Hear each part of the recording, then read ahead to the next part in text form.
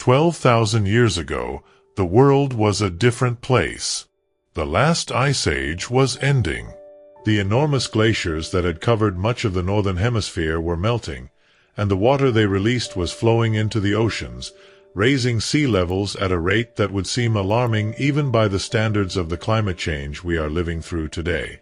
Over the course of several thousand years, the global ocean rose by approximately 120 meters, enough to drown coastlines, flood river valleys, and submerge entire continental shelves that had been dry land during the glacial maximum. The coastlines we know, the ones that appear on every map, the ones we have been navigating and fighting over and building on for the entirety of recorded human history, are not the coastlines that existed when human civilization was first taking shape. They are the coastlines left behind after the flood. Subscribe now and never miss a documentary. Every week we travel to the places where the record is incomplete, where the evidence that would change everything is hidden beneath the water, beneath the sand, beneath the assumptions of a history that was written without knowing what lay beneath its feet.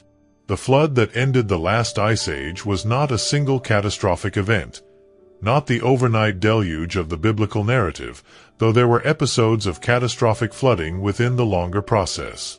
It was a geological transition, measured in centuries and millennia, and it proceeded at different rates in different periods.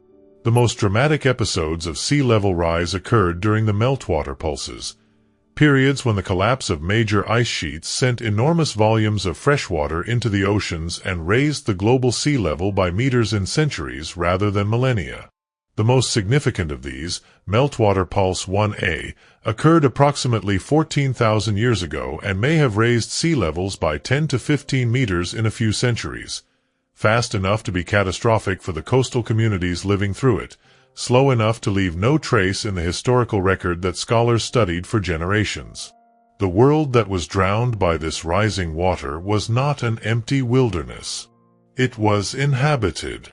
The coastlines of every continent, the river deltas and the estuarine environments, the shallow coastal shelves where the ocean met the land, all of these were among the most productive environments available to the people of the late Paleolithic and early Mesolithic. They were home to the fishing communities, the shellfish gatherers, the wetland hunters who exploited the rich resources of the coastal zone. They were home, potentially, to the early settled communities that archaeological theory has long associated with the origins of complex social organization. And they were drowned, systematically and completely, by the rising sea, leaving no surface trace, no surviving architecture, no visible ruins for the subsequent inhabitants of the coastline to wonder about. The history of early human civilization was literally submerged, and the scholarship that attempted to reconstruct it from the surviving evidence could not know, how much of the record it was missing. The specific geography of the post-glacial flooding gives some sense of the scale of what was lost. In Southeast Asia, the Sunda Shelf, the broad, shallow continental platform that connects the islands of Sumatra, Java, and Borneo to the Asian mainland, was largely dry land at the glacial maximum, constituting a subcontinent called Sundaland covering approximately 1.8 million square kilometers. When the sea rose and flooded Sundaland, the populations living there were pushed onto the remaining islands and the mainland, a displacement that may have contributed to the extraordinary linguistic and cultural diversity of island Southeast Asia we see today. In North America, the ancient Pacific coastal shelf, now beneath the sea, was inhabited before the interior ice routes became accessible, but its archaeology has been almost entirely lost. The specific geography of the post-glacial flooding gives some sense of the scale of what was lost.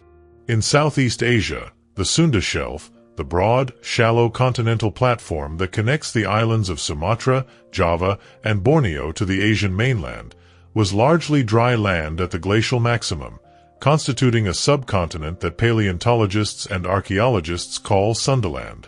Sundaland covered approximately 1.8 million square kilometers of land that is now beneath the Java Sea and the South China Sea, and it was inhabited by the same human populations whose descendants eventually colonized Australia and settled the Pacific. When the sea rose and flooded Sunderland, those populations were pushed onto the remaining islands and the mainland, a displacement that may have contributed to the extraordinary linguistic and cultural diversity of island Southeast Asia that we see today. In North America, the shallow coastal shelf that extended along the Pacific coast was a productive coastal environment inhabited by the ancestors of the indigenous peoples of the Northwest Coast, peoples whose sophisticated maritime cultures, elaborate social hierarchies, and monumental art traditions clearly have deep roots in the coastal adaptation that their ancestors developed over thousands of years. The evidence for the oldest coastal communities in North America is almost entirely submerged, because those communities lived on the coastline of the glacial maximum, which is now dozens to hundreds of meters below the present sea surface.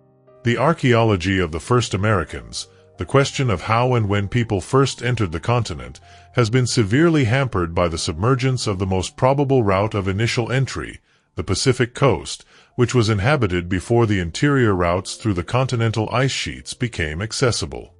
The site that has most dramatically rewritten the understanding of early human civilization is not beneath the ocean. It is on a hilltop in southeastern Turkey, and its name is Göbekli Tepe, the Potbelly Hill. Göbekli Tepe was first noted by an American archaeologist, Peter Benedict, in 1963, but it was dismissed at the time as a medieval cemetery and left unstudied. It was not until 1994, when the German archaeologist Klaus Schmidt visited the site and recognized the significance of the carved stone pillars visible on the surface, that systematic excavation began. What Schmidt found, and what subsequent decades of excavation have revealed, has forced a fundamental reconsideration of one of the most basic assumptions in the study of human prehistory. The assumption that monumental architecture, organized religion, and complex social organization were the products of settled, agricultural societies, and that hunter-gatherer peoples were incapable of the coordinated labor and the institutional complexity needed to produce them. Göbekli Tepe was built approximately 12,000 years ago, before the development of agriculture, before the invention of pottery, before the domestication of animals, before any of the technologies that have traditionally been associated with the capacity for large-scale organized construction. Its builders were hunter-gatherers, people without permanent settlements, without writing, without the administrative machinery of a state. And yet they produced one of the most impressive architectural complexes in the ancient world, a series of circular and oval enclosures, each defined by massive T-shaped limestone pillars up to 6 meters tall and weighing up to 10 tons, decorated with carved reliefs of animals: foxes, snakes, lions, vultures, scorpions, wild boar, that represent one of the most sophisticated sculptural programs of the prehistoric world. The logistics of building Göbekli Tepe are staggering even from the perspective of a modern engineer. The limestone pillars were quarried from bedrock approximately 100 meters from the main enclosures, using stone tools without metal. They were dragged from the quarry to the building site, raised upright into prepared sockets in the ground, and decorated with carved reliefs of considerable technical accomplishment. The smallest of the known enclosures at Göbekli Tepe required the coordination of hundreds of workers over months or years. The largest enclosures would have required thousands. There is no evidence at the site of permanent habitation, no evidence of the domestic structures, refuse deposits, or agricultural infrastructure that characterize settled communities. The site appears to have been a pilgrimage center, visited and worked on by communities from a wide surrounding area who traveled there for specific ritual purposes and then departed, leaving behind the architecture but not the infrastructure of settled life. The food supply for the workers who built Göbekli Tepe is a puzzle that has attracted considerable attention from archaeologists. The site is surrounded by evidence of intensive hunting and gathering. Enormous quantities of animal bones from the excavations represent the remains of wild animals, particularly gazelle, which were apparently herded or hunted in very large numbers to feed the communities working at the site. The bones represent a level of food production and distribution far beyond what any individual family group could have managed, suggesting the existence of organized hunting expeditions, food storage and distribution systems, and possibly some form of social obligation that required communities from a wide surrounding area to contribute food to the construction effort. All of this organizational complexity was achieved without agriculture, without writing, without metal tools, and without any of the administrative apparatus that subsequent civilizations would develop to manage comparable organizational challenges. The existence of such authority is itself significant. It means that Göbekli Tepe was produced by a social structure that included recognized specialists in ritual knowledge, people whose role gave them the right to direct others in collective labor of extraordinary scale and duration. The question of who directed the construction, who had the authority and the knowledge to plan the enclosures, direct the quarrying and transport of the pillars, and oversee the carving of the elaborate decorative program, is one that cannot be answered from the archaeological evidence alone. But the existence of such authority is implied by the evidence. Someone had the plan, and someone had the means to implement it. The social structure of the communities that built Göbekli Tepe included at minimum the kind of leadership, the kind of specialized knowledge, and the kind of institutional capacity for organizing collective labor that we normally associate with much more complex and much later societies. 12,000 years ago, in the hills of southeastern Anatolia, people were doing things that the textbooks said they could not do for another 4,000 or 5,000 years. The specific enclosures at Göbekli Tepe have been dated using radiocarbon methods, revealing a surprisingly long time span. The earliest enclosures were built approximately 12,000 years ago, and the site continued to be used for at least 1,000 years more, until its deliberate burial around 9,500 years ago. Göbekli Tepe was not a single construction event but a construction tradition, a ritual center actively maintained over dozens of generations by communities committed to its significance for a period as long as the span from the earliest Egyptian dynasties to today. The implications of Göbekli Tepe for the history of human civilization are profound, and they are still being worked out in the archaeological literature a generation after the site's recognition as a major site of world importance. The most fundamental implication is the reversal of the assumed causal relationship between agriculture and monumental architecture. The prevailing model for most of the 20th century held that agriculture came first. That settled, food-producing communities generated the surplus that freed some members of the community from food production and allowed the development of specialized roles, including the ritual specialists and political organizers who directed the construction of monumental structures. On this model, Stonehenge, the pyramids, and the great temples of Mesopotamia were all products of agricultural surplus, and hunter-gatherers were incapable of them. Göbekli Tepe inverts this sequence. The site predates agriculture. The earliest evidence of crop cultivation in the surrounding region dates from approximately 10 to 11,000 years ago, 1 to 2,000 years after the initial construction at Göbekli Tepe. The implication is that monumental ritual architecture did not require agriculture as a precondition, that hunter-gatherer communities were capable of the social organization, the institutional coordination, and the sustained labor investment needed to build it, and that the relationship between ritual and economic development may have been the reverse of what the prevailing model assumed. Some archaeologists have proposed that Göbekli Tepe and similar sites were the centers around which the first agricultural communities coalesced, that the ritual significance of these places drew hunter-gatherer communities together repeatedly, creating the conditions for the domestication of the wild plants and animals of the surrounding region, and that agriculture was a consequence of the organizational complexity that ritual building had created rather than its precondition. The stone carvings of Göbekli Tepe also provide a window into the symbolic and cognitive world of the communities that built it, a world of considerable richness and complexity. The animals depicted on the pillars are not random. They represent specific species with specific symbolic associations, arranged in specific ways that may encode cosmological narratives that archaeologists are still deciphering. The T-shaped pillars themselves may represent human or divine figures. The T-shape is consistent with the stylized depiction of a human form viewed from above, with the crossbar representing the shoulders and the shaft the body, and some pillars have carved arms, hands, and belts at the appropriate positions to support this interpretation.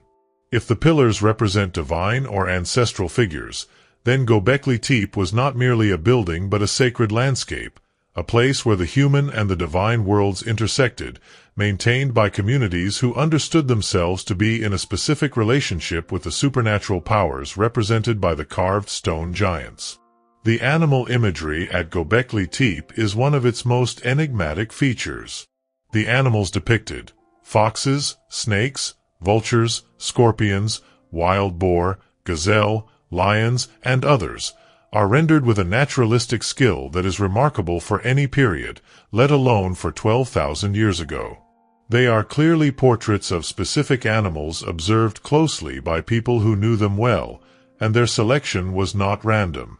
Each species carried specific symbolic associations in the cultural and spiritual framework of the builders.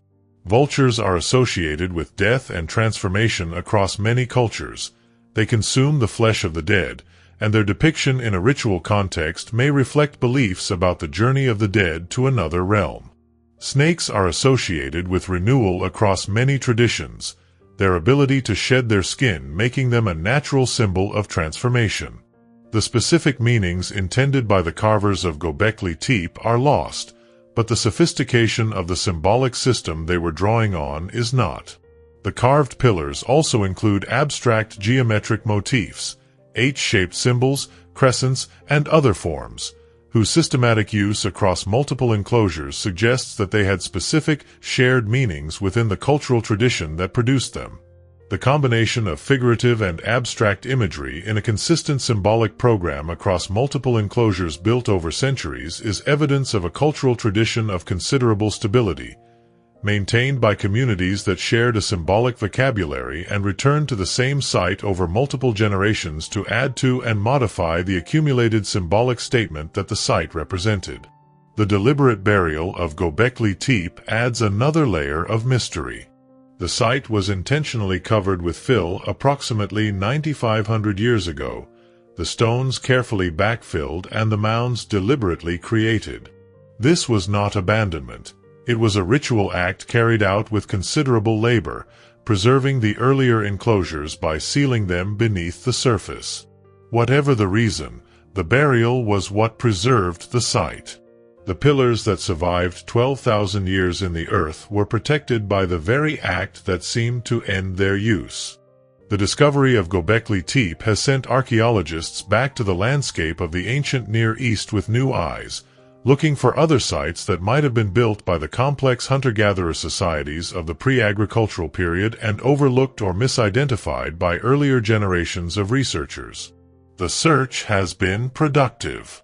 Karahan Tepe, also in southeastern Turkey and approximately 30 kilometers from Göbekli Tepe, was identified as a major site in the 1990s but not excavated until 2019.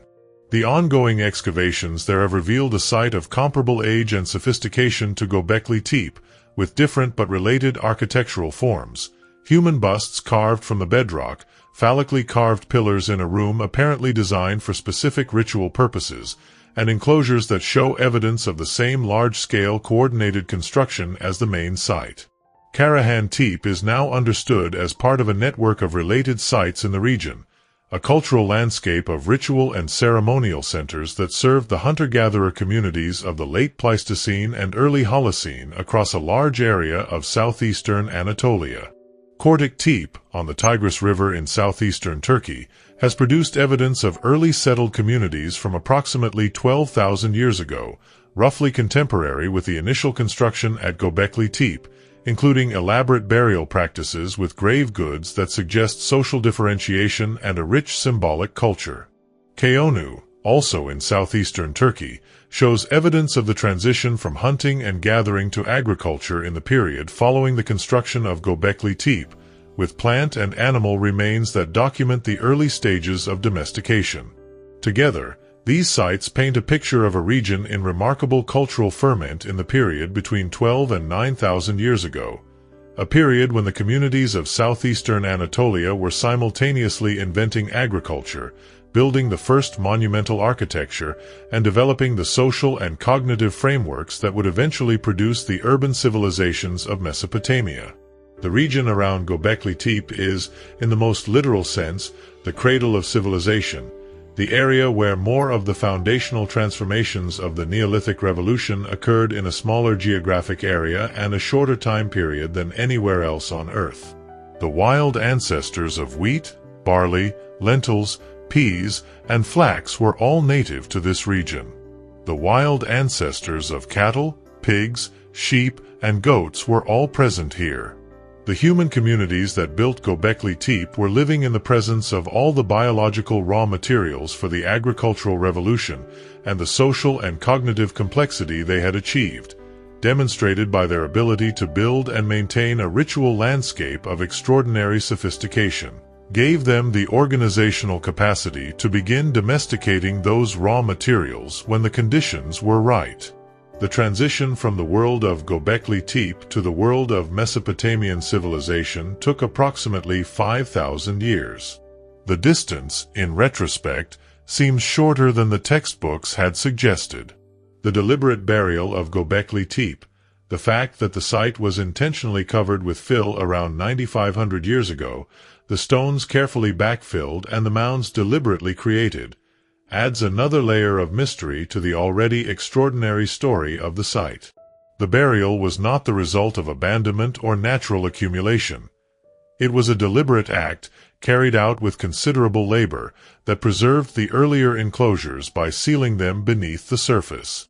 Why the communities of the time buried their greatest monument is unknown. The most widely accepted interpretation is that the burial was itself a ritual act, that the closing of the enclosures was part of the same ritual cycle that had governed their construction and use, and that the burial represented a kind of death and transformation of the sacred space rather than a simple abandonment. Whatever the reason, the burial of Göbekli Tepe was what preserved it. The stone pillars that survived 12,000 years of weather, seismic activity, and human disturbance on the surface were the ones that no one could reach, the ones that were sealed beneath the earth by the deliberate act of the people who built them. The excavation of Göbekli Tepe is itself a lesson in how archaeological understanding develops. Klaus Schmidt, who directed the excavations from 1996 until his death in 2014, was the person who recognized the site's significance and devoted his career to revealing it. But Schmidt also recognized that the tools and techniques of his own time were insufficient to extract the maximum information from the site, and he deliberately left large portions of the excavation for future archaeologists with better methods. The decision to excavate conservatively, to preserve as much of the site as possible for future investigation, reflects a kind of scientific generosity and long-term thinking that is increasingly recognized as the responsible approach to the excavation of major archaeological sites. The future archaeologists who excavate the unexcavated portions of Göbekli Tepe will have access to analytical techniques that Schmidt could not have imagined, and the information they recover will add to and potentially transform the understanding of the site that the current generation has built. The question of what lies beneath the waters that drown the coastlines of the ancient world is one that underwater archaeologists have been grappling with for decades, and the answers they are finding are transforming the understanding of where early civilization developed and what it looked like. The continental shelves of the world, the shallow underwater platforms that extend from the coastlines of the continents before the seafloor drops away to the deep ocean, were, at the height of the last glacial maximum, entirely or partially above sea level. The North Sea was dry land. The Persian Gulf was a river valley. The Java Sea was the southern edge of a continental landmass that connected mainland Southeast Asia to the islands of Sundaland. The Gulf of Mexico's coastal shelf extended far beyond the current shoreline. The Great Barrier Reef was a coastal plain. In total, the continental shelves that were dry land at the last glacial maximum amount to approximately 27 million square kilometers, an area larger than the entire continent of Africa. And all of that land was inhabited, in varying degrees and with varying intensities, by the people of the late Paleolithic. The archaeological exploration of these submerged shelves is still in its earliest stages, limited by the cost and difficulty of underwater archaeological work and by the challenge of identifying archaeological features on seafloors that have been reworked by millennia of marine processes. But the early results have been remarkable. In the North Sea, the ongoing study of the submerged landscape of Doggerland, the lost land that connected Britain to continental Europe, has produced stone tools, animal bones, and other artifacts that document the habitation of this drowned landscape in the Mesolithic period. In the Persian Gulf, survey work has identified underwater features that may be the remains of river channels and habitation sites from the period when the Gulf was dry land. In the Java Sea and the Sunda Shelf, the evidence for the submerged landscape of Sundaland is beginning to emerge from the sediment record of the surrounding ocean. The most sensational claims about submerged ancient structures come from sites in the Gulf of Khambhat off the coast of India, where sonar surveys in 2001 detected what appeared to be the outlines of large rectangular structures on the seafloor at a depth of approximately 36 meters. The structures were interpreted by some researchers as the remains of a city of great antiquity, predating the known Indus Valley civilization by several thousand years, and the claims attracted enormous public attention. The evidence, however, has not withstood rigorous scientific scrutiny. The features detected by the sonar are more consistent with natural geological formations, fracture patterns in the underlying rock, than with architectural remains, and the artifacts dredged from the site, while including some human-made objects, also include many objects of natural origin that were mixed in during the dredging. The Gulf of Khambhat claims remain disputed, and most archaeologists do not accept them as evidence of a pre-Indus city. The caution that the Gulf of Khambhat case calls for is worth emphasizing, because the search for submerged ancient cities has attracted more than its share of sensationalist claims and wishful thinking. The desire to find evidence of advanced prehistoric civilizations that contradict the standard narrative of gradual human progress from simple to complex, is a powerful one, and it has produced a long history of claims that subsequent investigation has not supported.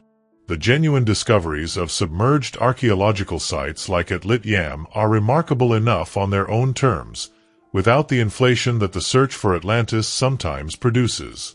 The real story of what lies beneath the ocean, the mundane but genuinely extraordinary story of ordinary coastal communities living their ordinary lives on coastlines that no longer exist, is more historically significant than any lost civilization of exotic mystery, and it deserves to be told on its own terms. The methodological challenges of underwater archaeology also deserve acknowledgement. The ocean is a destructive environment. Salt water corrodes metal and degrades organic materials.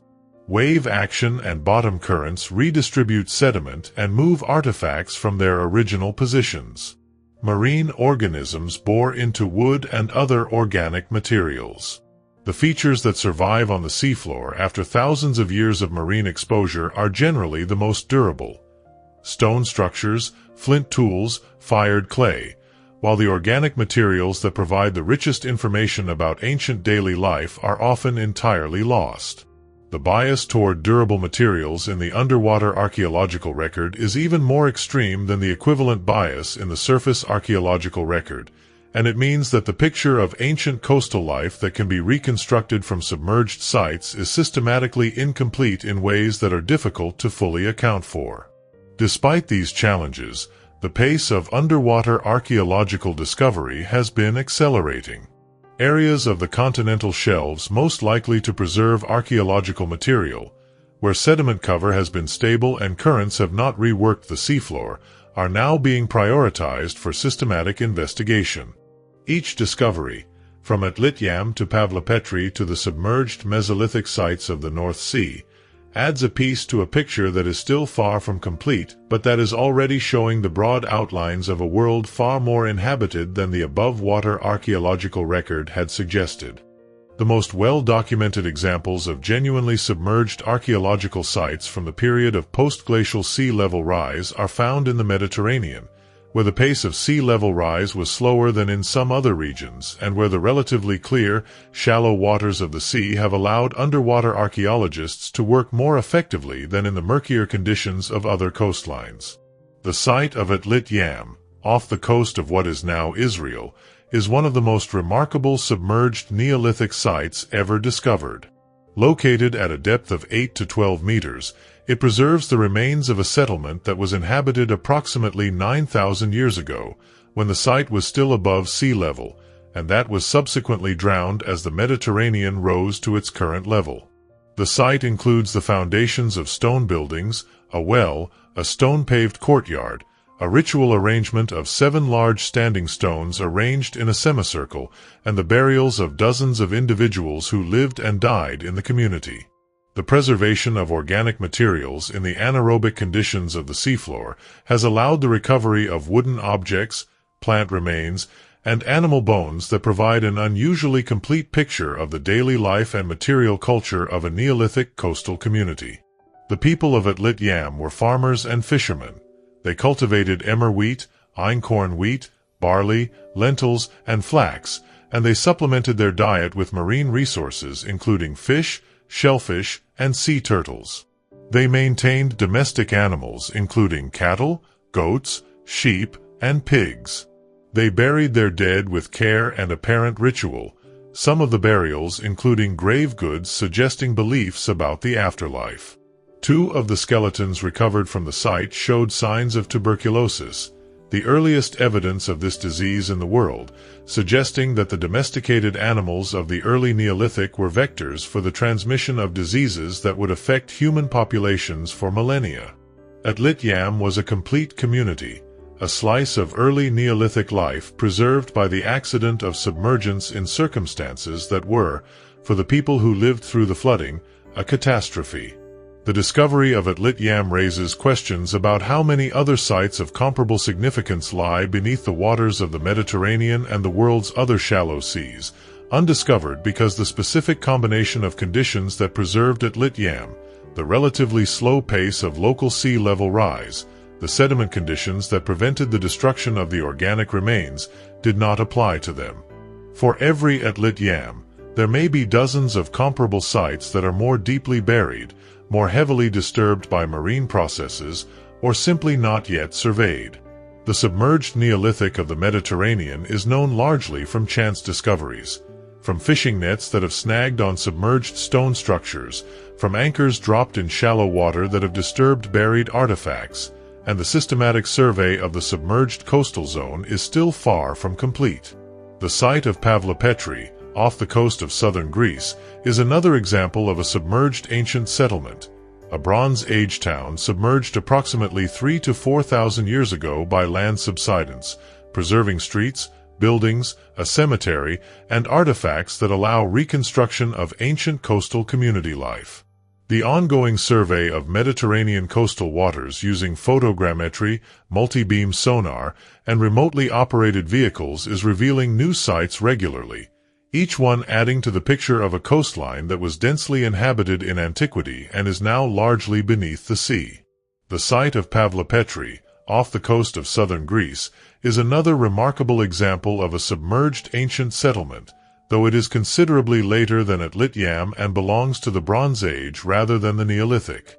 Discovered by a geologist in 1967, Pavlopetri preserves the remains of a Bronze Age town that was submerged by land subsidence approximately 3,000 to 4,000 years ago, and it includes streets, buildings, a cemetery, and artifacts that allow a relatively complete reconstruction of an ancient Greek coastal community. The site is exceptional in its state of preservation and in the breadth of information it provides about the layout and functioning of a Bronze Age town, and it has been the subject of detailed survey using photogrammetry and other modern recording techniques that have produced a comprehensive three-dimensional model of the submerged remains. The archaeological exploration of submerged sites is being transformed by new technologies that make it possible to work at depths and in conditions that were previously inaccessible. Remotely operated vehicles equipped with cameras, sonar, and sampling tools can survey and sample the seafloor at depths far beyond the range of human divers. Autonomous underwater vehicles can conduct systematic surveys of large areas with a coverage and a consistency that human-directed survey cannot match. High-resolution photogrammetry, the construction of detailed three-dimensional models from overlapping photographs, allows the precise recording of submerged architectural remains without the physical disturbance of excavation. These technologies are rapidly maturing, and their application to the systematic survey of the world's submerged continental shelves is beginning to produce results that will eventually transform the understanding of early human civilization. The legend of Atlantis, the sunken civilization described by Plato, the story that has captivated the imagination of the Western world for 2.5 millennia, takes on a different quality when it is read in the context of the actual archaeological and geological evidence for the flooding of the ancient world. Plato's account of Atlantis, presented in the dialogues Timaeus and Critias, describes a powerful and sophisticated civilization located on a large island beyond the Pillars of Hercules, beyond the Strait of Gibraltar, that was destroyed by the gods and sunk beneath the ocean 9,000 years before Plato's own time. The story is told as history rather than fiction, attributed to Egyptian priests who had preserved the account over the intervening millennia. Whether Plato was describing a real place, drawing on distorted memories of real events, or constructing a philosophical allegory, is a question that scholars have debated for millennia and that has not been definitively resolved. What is clear, in the light of modern geology and archaeology, is that the world that Plato described, a world in which advanced civilizations existed before a great flood that destroyed them and drowned their remains, is not as implausible as it once seemed. The flooding of the ancient coastlines was real. The civilizations that lived on those coastlines were real. The submergence of their remains beneath the ocean is real, documented at sites like at Lit Yam and emerging from the sediment records of the world's continental shelves. Plato's 9,000 years before his own time, approximately 11,400 years before the present, falls squarely within the period of post-glacial sea level rise, when the most dramatic episodes of coastal flooding were occurring. Whether Atlantis was a specific place that is now beneath the ocean, or whether the Atlantis legend is a mythologized memory of the general experience of coastal flooding in the ancient world, the geological and archaeological evidence has given it a new and unexpected relevance. The specific identification of Atlantis with the island of Santorini, whose volcanic caldera collapse in approximately 1600 BCE may have inspired some elements of the Atlantis legend, remains the most academically respectable proposal. And the catastrophic destruction of the Minoan Bronze Age civilization by the Varan eruption provides a real historical precedent for the mythological pattern of an advanced civilization destroyed by a natural disaster. But the timing is wrong for a literal identification. The Varan eruption occurred 3,000 years after Plato's date for the destruction of Atlantis, not 9,000 years before his own time.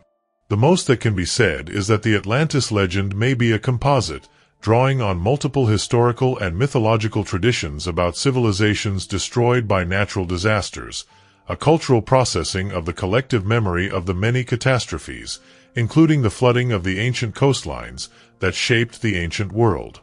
The universality of flood traditions across virtually all of the world's major cultural traditions, from the biblical Noah to the Mesopotamian Utnapishtim to the Hindu Manu to the Greek Deucalion, is one of the most striking facts in comparative mythology. These traditions come from cultures that had little contact with each other, yet describe the same basic narrative: a great flood that destroyed most of humanity, a small group of survivors, and a world fundamentally changed afterward. The universality of the flood myth may reflect the universality of the experience that produced it. The post-glacial flooding of the ancient coastlines, a global event experienced by all of the world's coastal communities between 14,000 and 7,000 years ago. If these myths are the distant cultural echoes of that actual flooding, then they are among the oldest historical records in the human tradition, not supernatural stories about divine punishment, but natural stories about what it was like to live through one of the most dramatic environmental changes in human history. The broader significance of the Atlantis legend for the understanding of human cultural memory is worth dwelling on.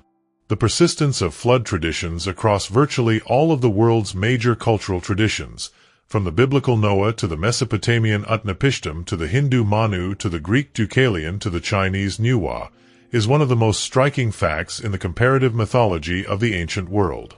These traditions come from cultures that had little or no contact with each other, and they describe the same basic narrative. A great flood that destroyed most of humanity, a small group of survivors who preserved humanity through the crisis, and a world restored but fundamentally changed after the flood.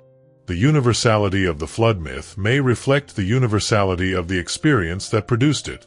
The post-glacial flooding of the ancient coastlines, which was a global event experienced by all of the world's coastal communities in the period between 14,000 and 7,000 years ago. If the flood myths of the world's cultures are, in part, the distant cultural echoes of the actual flooding of the ancient world, then they are among the oldest historical records in the human tradition, not accurate descriptions of specific events, but transformed and mythologized memories of the general experience of a world whose coastlines were being drowned and whose communities were being displaced. Reading them in the light of the geological and archaeological evidence for the post-glacial flooding changes their meaning. They are not supernatural stories about divine punishment, but natural stories about human experience, about what it was like to live through one of the most dramatic environmental changes in the history of human civilization. The genetic evidence for the population history of the ancient world provides an independent line of evidence that complements the archaeological and geological record, and it is beginning to reveal the extent to which the flooding of the ancient coastlines disrupted and displaced the populations that had lived on them. Ancient DNA extracted from archaeological specimens across the ancient Near East, Europe, and Asia has allowed researchers to reconstruct the population history of these regions with increasing precision, tracking the movements of populations, the mixing of different genetic lineages, and the timing of major demographic events. The picture that is emerging from this work is far more complex and dynamic than the static model of ancient populations that older archaeological models often implied, a world of continuous population movement, mixing, and replacement that reflects the instability of the ancient climatic and environmental conditions. The period of post-glacial sea level rise, between approximately 15,000 and 7,000 years ago, appears in the ancient DNA record as a time of significant population disruption and movement across multiple regions. In Europe, the Mesolithic hunter-gatherer populations of the Atlantic coastal zone, populations that had developed in the coastal and near-coastal environments of the last glacial maximum, show patterns of genetic change in the early Holocene that are consistent with the displacement and mixing that would be expected from the flooding of the coastal environments they had inhabited. The people of coastal Europe at the end of the last ice age were not simply succeeded by the incoming farmers of the Neolithic in a simple replacement process.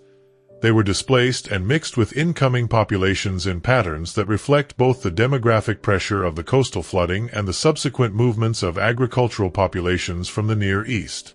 In the Middle East and the Fertile Crescent, the region that produced the first agriculture and the first urban civilizations, the ancient DNA record documents a period of intense population movement and genetic mixing in the early Holocene that corresponds to the period of post-glacial sea level rise and the development of agriculture. The populations that built Göbekli Tepe, that developed the first crop cultivation, and that eventually founded the first cities of Mesopotamia were not a single, stable population. They were a dynamic mix of people from different genetic backgrounds, moving through and settling in a landscape that was being rapidly transformed by climate change, sea level rise, and the new ecological relationships of the Neolithic agricultural system. The ancient DNA evidence also bears on the question of population continuity between the hunter-gatherers of the pre-agricultural period and the farmers of the Neolithic and the subsequent urban civilizations. In Europe, the ancient DNA record clearly shows that the Neolithic farmers who spread agriculture across the continent from approximately 8,000 years ago were genetically distinct from the Mesolithic hunter-gatherers they replaced or absorbed. They were a different population, descended from ancestral farmers in the Near East who had migrated into Europe carrying the agricultural package. In the Near East itself, the situation is more complex and more continuous.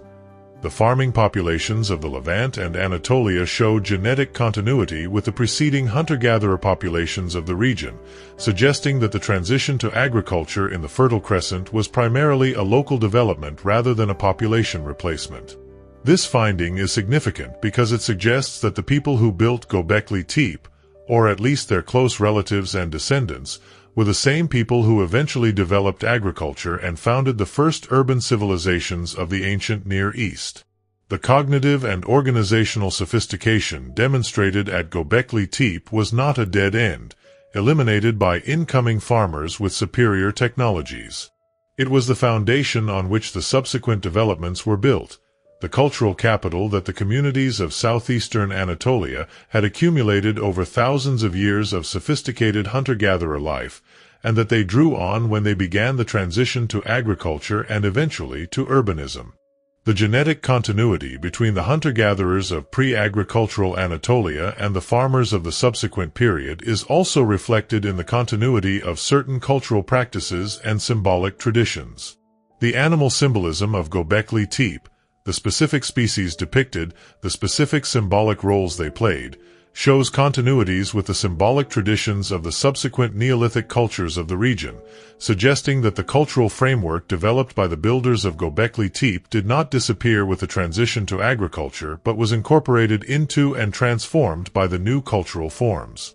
The symbolic world of early Mesopotamian civilization, with its rich tradition of animal symbolism, its concern with the boundary between the human and the divine, its elaborate ritual practices associated with specific sacred sites, may be, in part, the descendant of the symbolic world of Göbekli Tepe, transmitted across the cultural transformation of the Neolithic Revolution in the same way that the organizational capability of the pre-agricultural communities was transmitted to their farming descendants.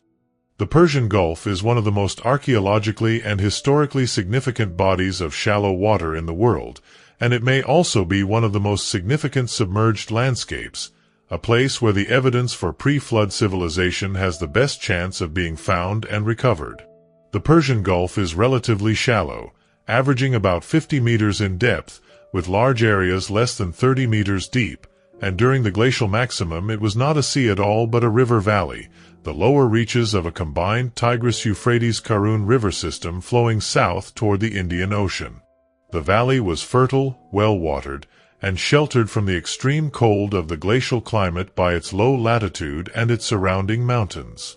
The paleoclimatic reconstruction of the Gulf Basin during the glacial maximum suggests that it would have been one of the most productive and attractive environments available to the hunter-gatherers and early pastoralists of the region, a green valley in a landscape that was otherwise more arid and more challenging than the present-day Gulf region. The flooding of the Persian Gulf Valley as sea levels rose after the last glacial maximum was a significant demographic and cultural event.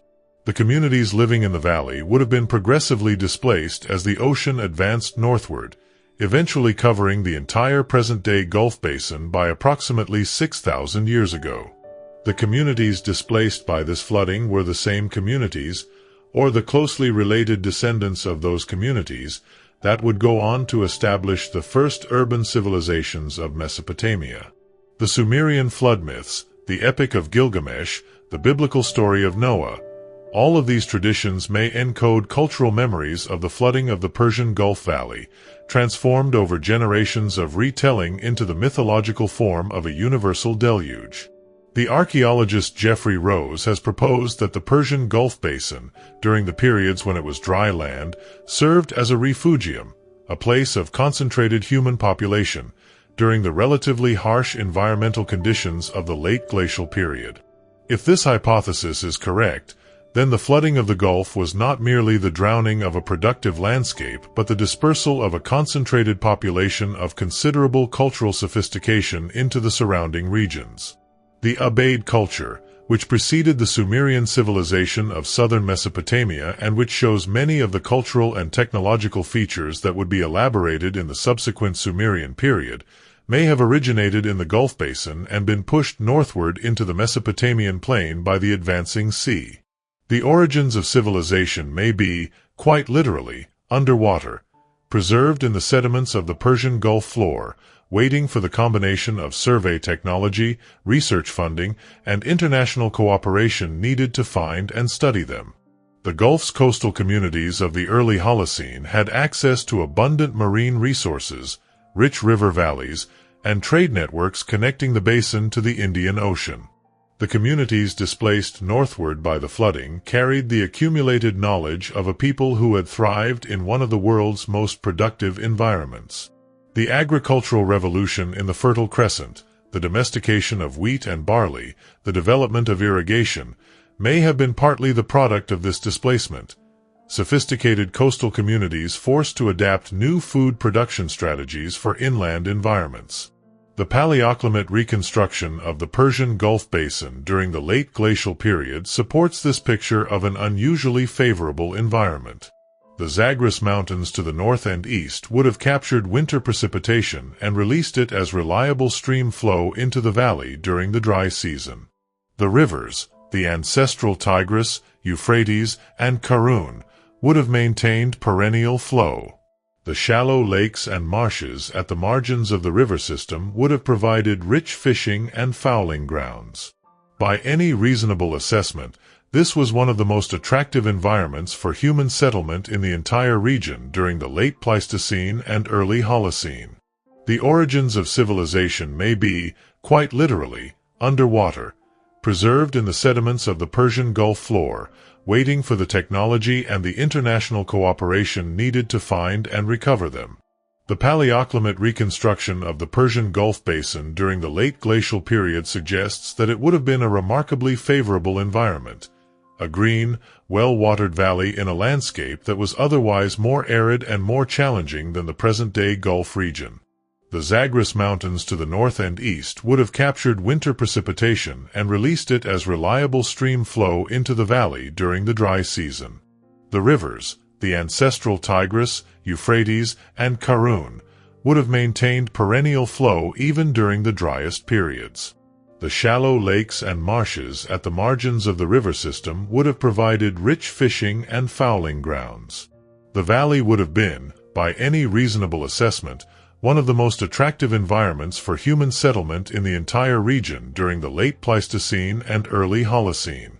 That assessment makes it all the more likely that it was densely settled, and all the more significant that its entire archaeological record now lies beneath the surface of the Persian Gulf. The flooding of the Black Sea, a geological event that some researchers have proposed as the historical basis for the biblical flood narrative, is one of the most dramatic and most debated episodes in the environmental history of the ancient world. The hypothesis was proposed by the oceanographers William Ryan and Walter Pittman in 1997 in a book called Noah's Flood: The New Scientific Discoveries About the Event That Changed History. Ryan and Pittman argued, based on their study of sediment cores from the Black Sea floor, that the Black Sea had been a freshwater lake during the glacial maximum, isolated from the Mediterranean by the Bosphorus sill, and that approximately 7,600 years ago, the rising Mediterranean broke through the Bosphorus and flooded the Black Sea basin in a catastrophic inundation that raised the lake's level by tens of meters and converted it from freshwater to saltwater. The communities living around the shores of the former lake would have been violently displaced, fleeing the advancing waters in all directions and carrying the memory of the catastrophe into the traditions of the cultures they joined or founded.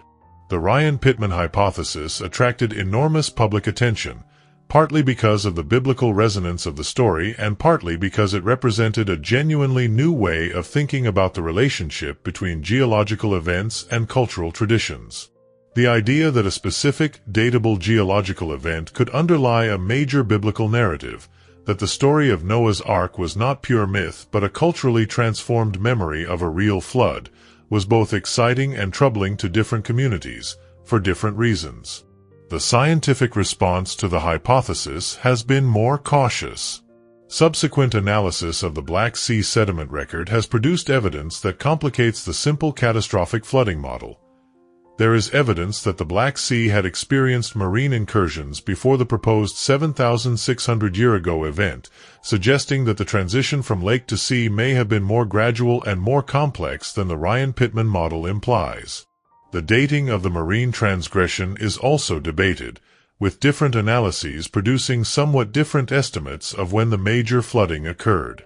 The consensus among Black Sea researchers is that a significant marine incursion did occur in the early Holocene, but whether it was catastrophic in the dramatic sense proposed by Ryan and Pittman remains uncertain. What is clear is that the communities living around the Black Sea experienced significant environmental disruption in the early Holocene, and that the cultural and demographic consequences of that disruption were real and significant regardless of the exact pace and scale of the flooding. The communities living around the Black Sea at the time of the marine transgression were the descendants of the Paleolithic populations who had inhabited the region during the last glacial maximum, populations that had developed sophisticated technologies and cultural practices adapted to the specific conditions of the late Pleistocene environment. The freshwater lake that preceded the Black Sea would have been a highly productive environment, rich in fish, surrounded by productive steppe and forest, with a mild climate moderated by the lake's thermal mass. The communities living on its shores were relatively prosperous, and the disruption of their environment by the marine incursion, whether catastrophic or gradual, would have been a significant stress. The genetic evidence suggests that some of the populations of the northern Black Sea coast contributed significantly to the ancestry of later European populations, the steppe pastoralists whose expansion westward 5,000 years ago brought the Indo-European languages to much of Europe. If the flood of the Black Sea contributed to the disruption and dispersal of these populations, then the Ryan-Pittman hypothesis may be more historically significant than its critics allow, not because it explains the biblical flood, but because it helps explain the demographic history of Europe. The broader lesson of the Black Sea flooding debate is about the relationship between dramatic geological events and the cultural traditions that may preserve their memory. Even if the Ryan-Pittman hypothesis turns out to be correct in its essential claim that a significant and relatively rapid marine incursion occurred in the early Holocene, the transformation of that event into the universal flood myths of the ancient Near East involved a process of cultural elaboration and mythologization that cannot be directly traced. The distance between a geological event and its mythological representation is measured not just in time but in the transformations of the cultural tradition that transmit the memory, in the reinterpretations, the embellishments, the theological elaborations, and the narrative conventions of successive generations of storytellers. The search for the real historical basis of ancient myths is a legitimate intellectual project, but it requires humility about how much transformation can occur in the transmission of a memory across thousands of years and dozens of generations. The archaeoastronomy of Göbekli Tepe, the question of whether the site's architecture encodes astronomical knowledge and what that knowledge tells us about the cognitive and intellectual world of its builders, has become one of the most actively debated topics in the study of the site. The T-shaped pillars of Göbekli Tepe are oriented in ways that some researchers have argued are astronomically significant, aligned with specific stars or constellations that would have had particular importance in the late Pleistocene sky.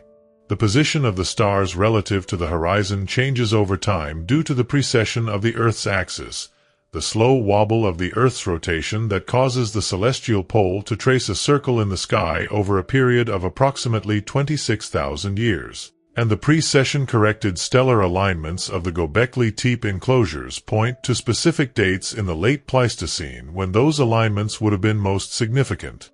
The most dramatic claim comes from a 2017 paper by Martin Sweatman and Demetrios Tsakritsis, who proposed that certain carvings on the pillars of Göbekli Tepe encode an astronomical record of a comet impact approximately 12,900 years ago, the event that some researchers associate with the Younger Dryas cold period and that the Younger Dryas impact hypothesis proposes as a cosmic catastrophe that reshaped the ancient world. The researchers argued that the animal carvings on one specific pillar represent a star map, with the animals corresponding to constellations and the date encoded in the stellar positions corresponding to the proposed impact date. The hypothesis has attracted significant popular attention but has been criticized by many archaeologists, who point out that the identification of ancient carvings with specific constellations is highly subjective and that the correspondence claimed by Sweatman and Tsakritsis could be found in many different sets of animal carvings if one is free to choose which animal corresponds to which constellation. What is less controversial is the general point that the builders of Göbekli Tepe were careful observers of the sky and that the astronomical orientations of the site's enclosures were deliberate rather than random. The regular observation of the sky, tracking the movements of the sun and moon, identifying the rising and setting positions of major stars and constellations, correlating celestial events with seasonal changes in the environment, is documented in human communities from the earliest periods for which evidence survives.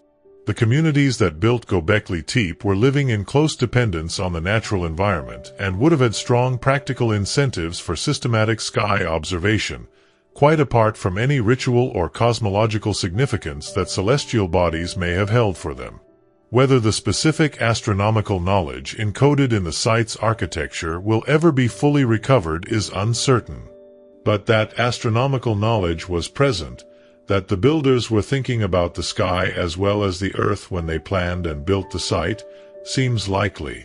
The sky is an unobstructed clock, calendar, and compass for people who live outdoors, providing reliable information about the time of day, the time of year, and direction of travel. But it also provides a framework for cosmological understanding. The stories that make sense of the human place in the universe, that explain the origins of the world, that provide the mythological context within which human experience has meaning. The great star myths of cultures around the world, the stories told about constellations and celestial phenomena, are not mere entertainment. They are the way that pre-scientific societies encoded their understanding of the cosmos in a form that could be memorized and transmitted across generations. The builders of Göbekli Tepe were doing exactly this, in stone.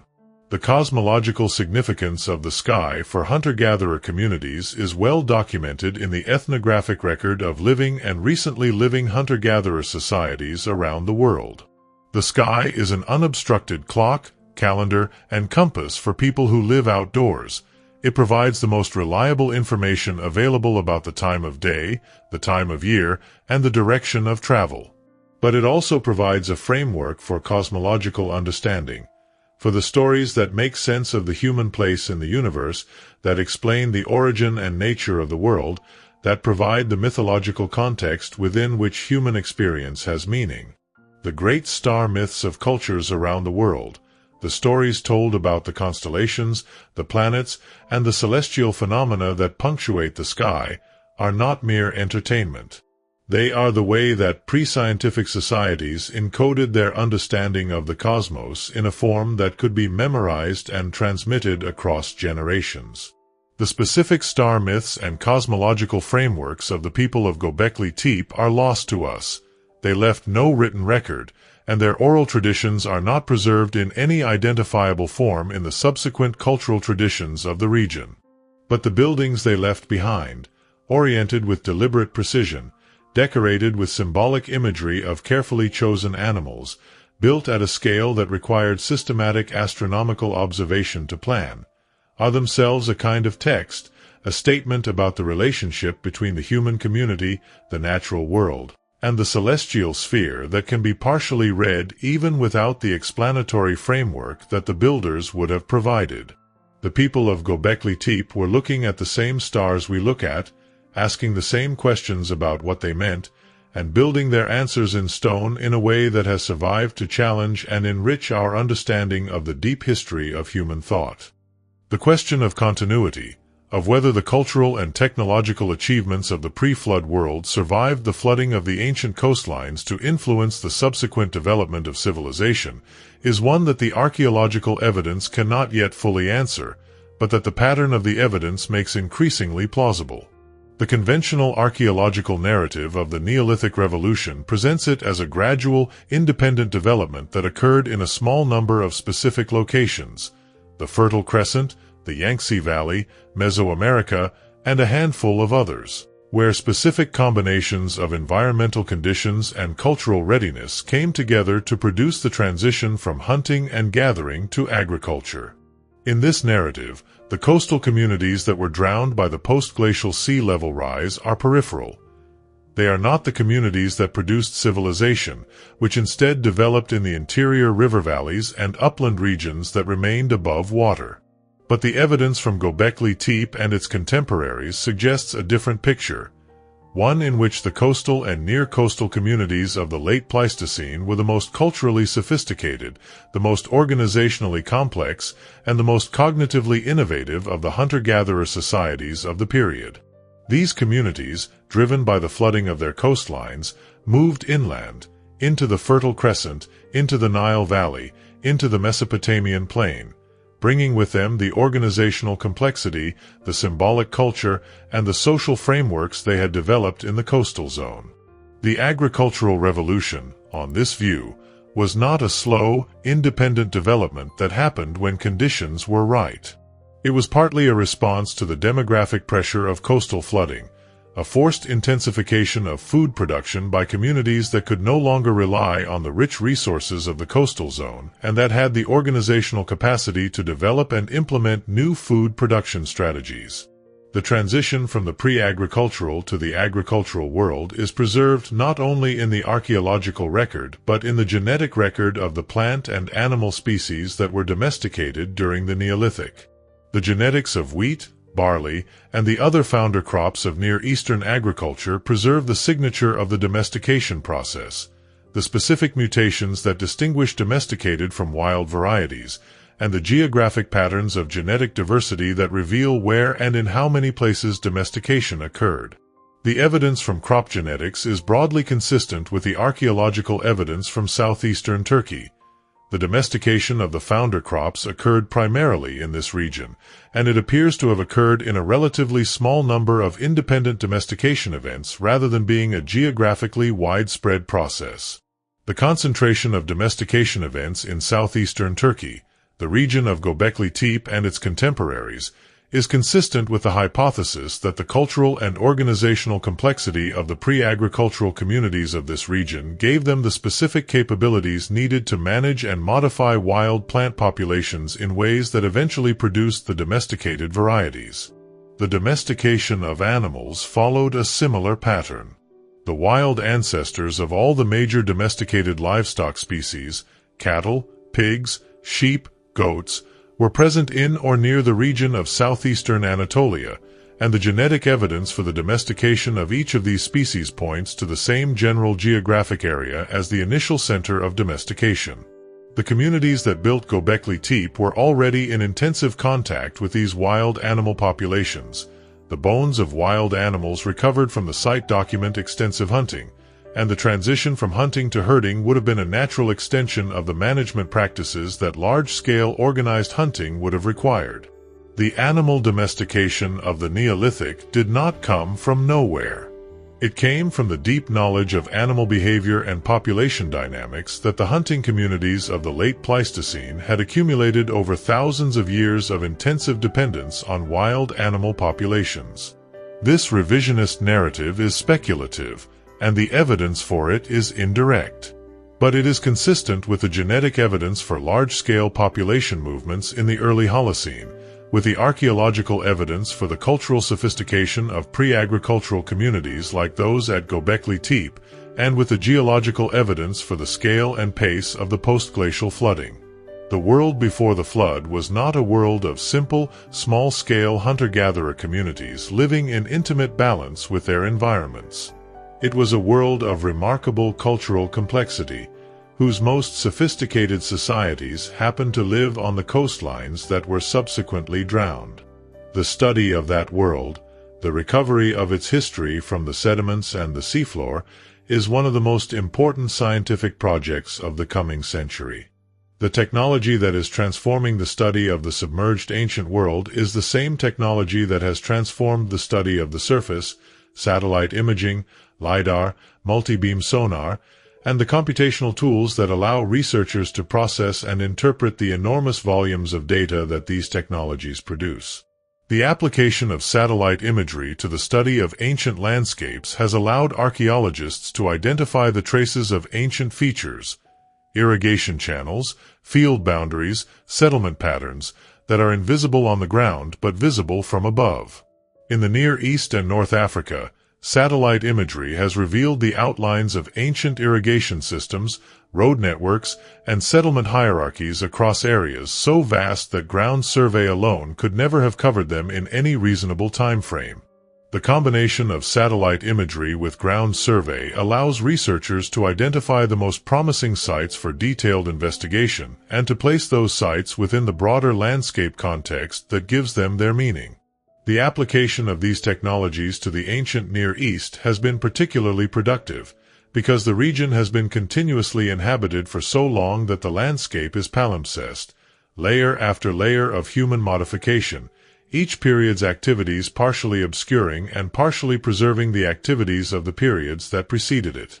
The satellite imagery of the ancient Near East reveals not just the ruins of cities and temples that are already known to archaeologists, but the invisible infrastructure of ancient landscapes, the canal systems that irrigated ancient fields, the roads and trackways that connected ancient settlements, the field systems that document the spatial organization of ancient agriculture.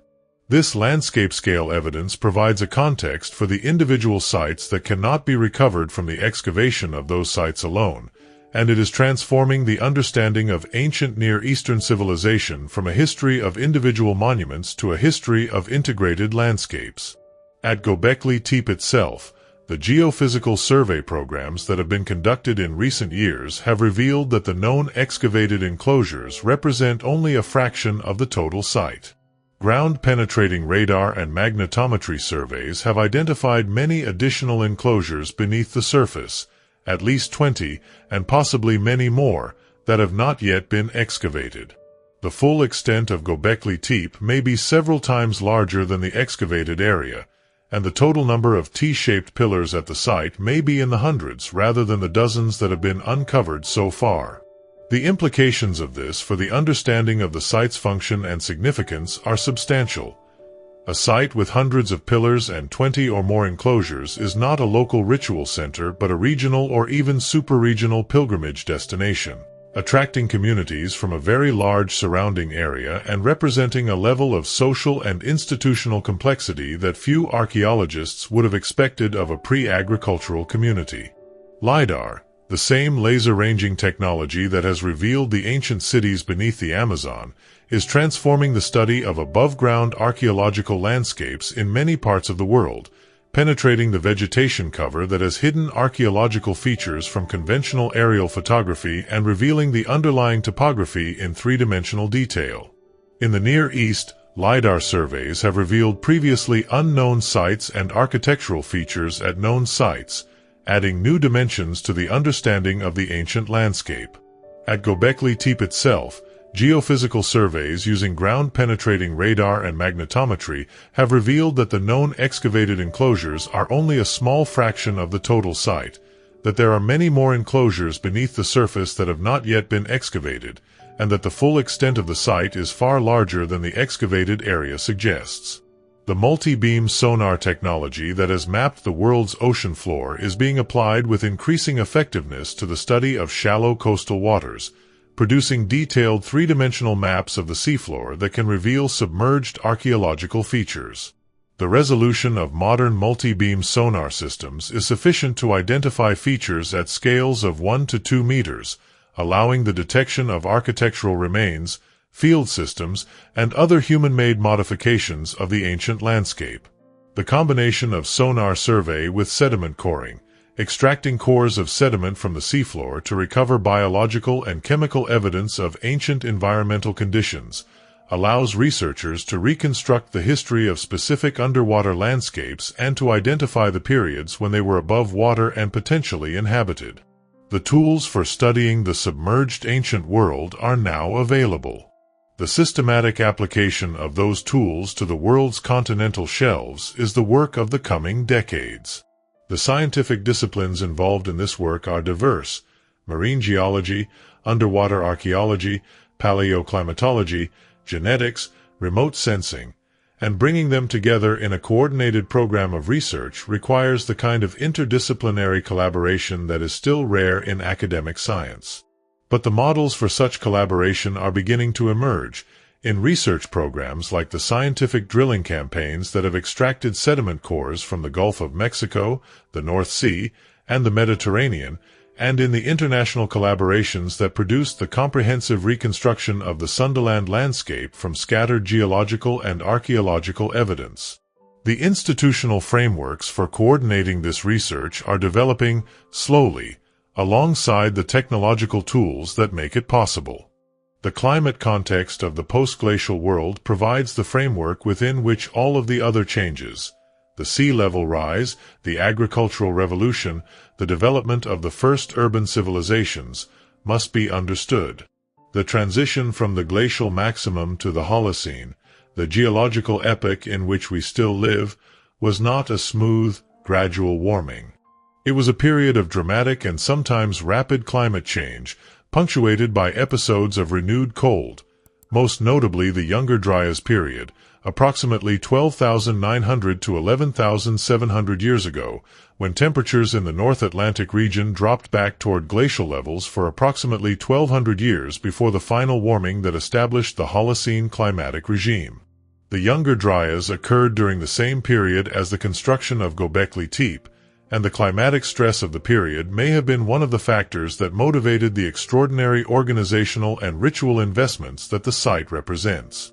The role of climate stress in driving cultural innovation and social complexity is a theme that recurs throughout the history of the Neolithic and the early urban period. The communities that developed agriculture were not necessarily doing so because conditions were good. In many cases, the evidence suggests that they were doing so because conditions were getting worse, and that the intensification of food production was a response to declining wild food resources rather than a consequence of abundance. The Neolithic Revolution was not a gift of favorable climate. It was, in significant part, a forced adaptation to an increasingly challenging and rapidly changing environment. An environment that rewarded the communities that could develop and implement new food production strategies more quickly than it rewarded those that could not.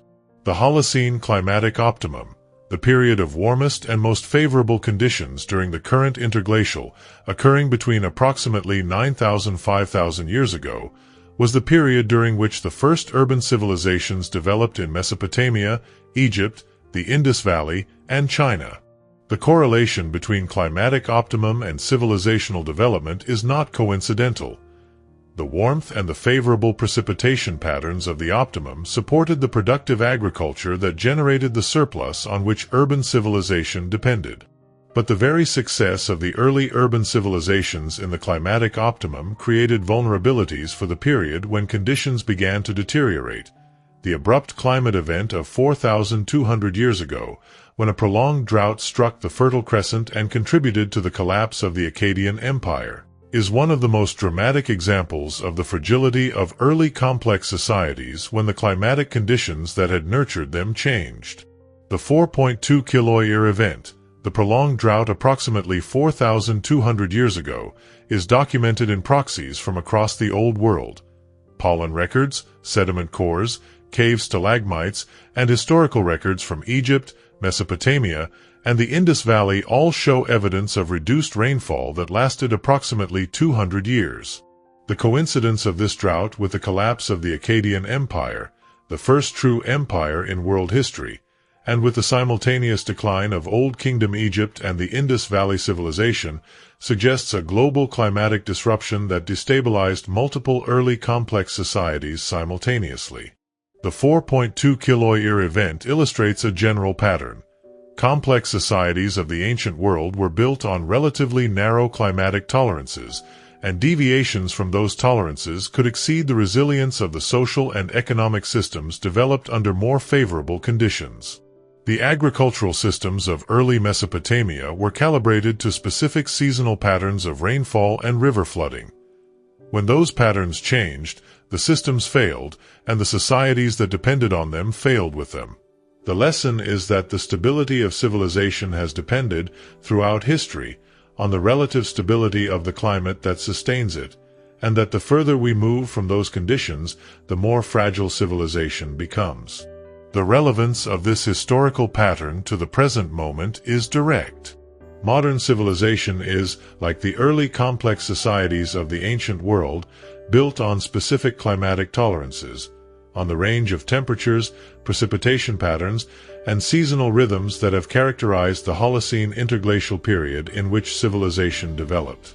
The global warming that is driven by the accumulation of greenhouse gases in the atmosphere is pushing the climate system outside those tolerances in ways and at speeds that the early complex societies of the ancient world never experienced. The specific impacts, rising sea levels, changing precipitation patterns, more frequent and intense extreme weather events, are different in their mechanisms from the abrupt climate events of the ancient world, but they are comparable in their implications for the agricultural and social systems that modern civilization depends on. The story of the world before the flood is ultimately a story about the relationship between human beings and the environment they inhabit, about how the specific conditions of the post-glacial world shaped the development of human civilization, and about what we lose when we study that civilization only through the lens of the period after the flood. The rich, productive coastal environments of the last glacial maximum and the early post-glacial period were the ecological foundation on which some of the most significant cultural developments of human prehistory took place. The fishing communities of the Atlantic coast, the shellfish gatherers of the North Sea and the Persian Gulf, the wetland hunters of the flooded estuaries, all of these communities were living in environments of high productivity and high resource diversity. Environments that could support population densities and degrees of sedentism that would not be possible in the interior landscapes that constituted most of the world's post-flood archaeological record. The cultural complexity, the organizational sophistication, and the cognitive innovation that characterize the communities of Göbekli Tepe may be the products of exactly these kinds of environments, of the accumulated social and intellectual capital of communities that had lived in productive, resource-rich coastal zones for thousands of years before the flood drove them inland.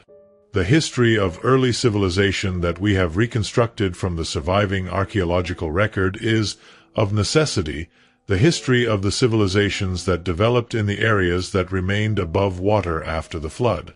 It is the history of Mesopotamia and Egypt, of the Indus Valley and the Yellow River Valley, the great river valleys that produced the first cities and the first writing and the first codified laws. But it is not the complete history. It is the history of the survivors and their descendants, not the history of the coastal communities that preceded them and that were drowned along with the coastlines they inhabited. The specific skills and knowledge systems that made coastal communities successful, the maritime technology, the detailed ecological knowledge of the coastal zone, the fishing and shellfish harvesting techniques, are largely invisible in the archaeological record of the subsequent period, because those skills were no longer applicable in the inland environments to which the coastal communities were displaced. The transition from coast to inland was a cultural disruption as well as a demographic one. Communities that had organized their lives around the management of coastal resources found themselves in environments where those skills were irrelevant, and the knowledge systems that had sustained them were of limited use. The communities that survived and thrived in the post-flood world were those that could adapt, that could transfer the organizational and cognitive capabilities they had developed in the coastal zone to the new challenges of inland farming and eventually urban life. That transfer of capability, from the sophisticated organizational complexity of the late Pleistocene coastal communities to the agricultural and urban civilizations of the Neolithic and the Bronze Age, is the deepest and most important story in the history of early human civilization. It is a story of loss and transformation, of the loss of a way of life, of landscapes, of communities, and of knowledge that the sea swallowed, and of the transformation of what survived into the forms that the historical record was eventually able to preserve.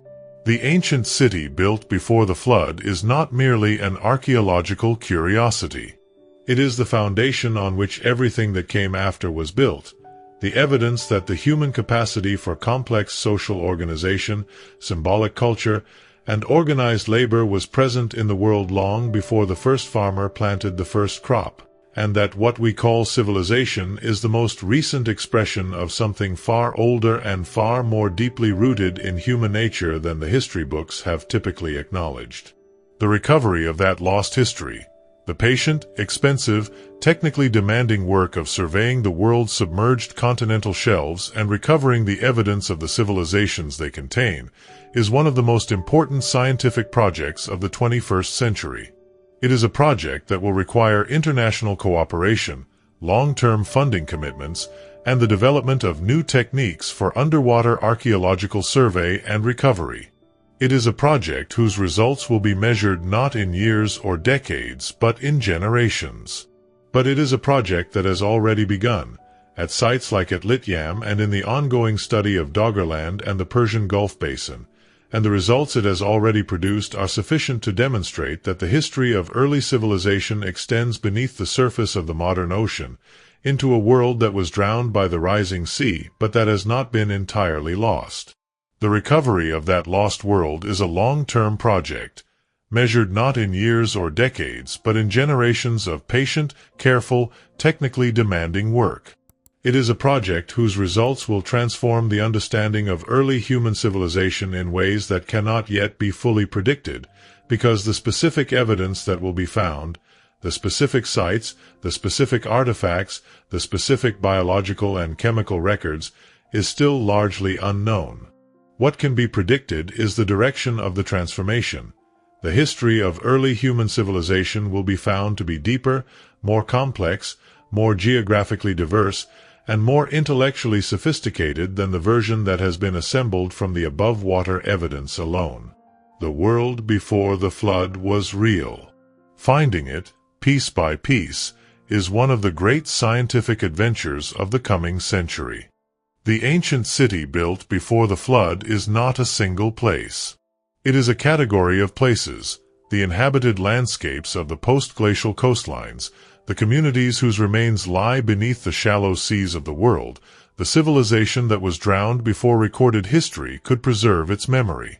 Göbekli Tepe survived because it was built on high ground, on a hilltop in southeastern Turkey that the rising sea never reached. It survived to tell us something extraordinary about the world that existed before the agricultural revolution, before the first cities, before writing and law and the administrative apparatus of civilization. It tells us that human beings were capable, long before any of those things existed, of organizing themselves in communities of sufficient size and sophistication to build monuments of extraordinary ambition and to maintain them over generations. It tells us that the deep history of human civilization reaches further back than the textbooks have assumed, that the roots of what we are extend into a world that was still taking shape, still responding to the cataclysm of the Ice Age's end, still finding its way toward the forms that history would eventually record. The communities that built Göbekli Tepe, that gathered shellfish from the tidal pools of the southern African coast during the bottleneck, that navigated the shallow coastal waters of Southeast Asia to reach Australia. These people were not the primitive precursors of civilization. They were the civilization, in the sense that matters, communities of intelligent, communicating, symbolizing, cooperating human beings who were engaging with the world around them with the full cognitive repertoire that our species possesses. The specific forms of their engagement, the carved stone pillars rather than the written clay tablets, the shell beads rather than the minted coins, the carved cave walls rather than the painted canvas, were different from what came later. But the underlying capacity was the same. The human mind that built Göbekli Tepe is the same human mind that built the Parthenon and the International Space Station, and it was present in the world 12,000 years ago, looking up at the same stars, asking the same questions about what they meant. The flood came. The coastlines drowned. The world reorganized itself around what had survived the transition. And from the survivors' descendants, and from the cultural inheritance they carried inland with them, the civilizations of the historical period eventually emerged. The story did not begin with Mesopotamia. It did not begin with Egypt. It began before the flood, in communities that have left their mark in the stones of Göbekli Tepe and in the sediment of the seafloor, waiting for us to find it and to recognize it for what it is. The waiting is nearly over. The technologies that allow us to find and read this evidence, the sonar and the sediment cores and the ancient DNA and the LiDAR, are maturing rapidly.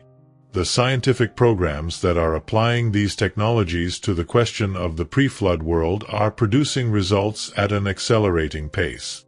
Within the lifetimes of people alive today, the outlines of the world before the flood, the inhabited coastlines, the fishing communities, the sophisticated societies of the late Pleistocene, will be substantially clearer than they are now.